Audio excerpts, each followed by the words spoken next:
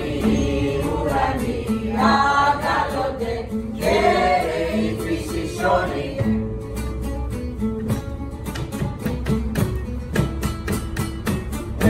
Το σπηλαίο δείκτεται εμφατή των αλόγων, ο βασιλεύς των ουρανών και ποιητής των όλων πρίτος αγγέλων ψαλούσι.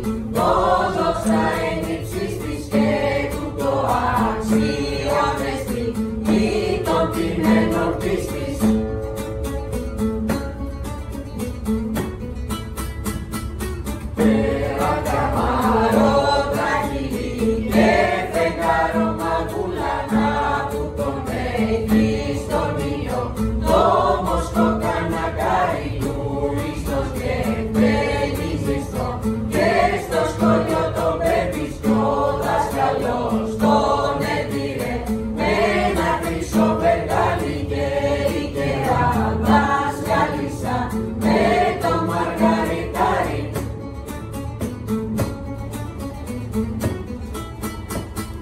Είπαμε παλιά την κερά, ας πούμε για την παλιά, άψε παγίζα το κερί, πιάσε και το διπλέι και κάτσε και κουζουμίσε, η καθά μας σε φέρει.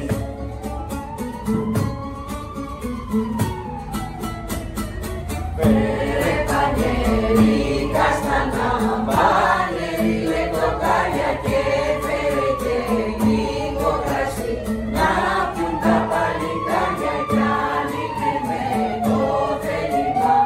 Άσπρη μου περιστέρα, ανοίξατε την πόρτα σας, να πούμε καλησπέρα και εισέρθει πολλά.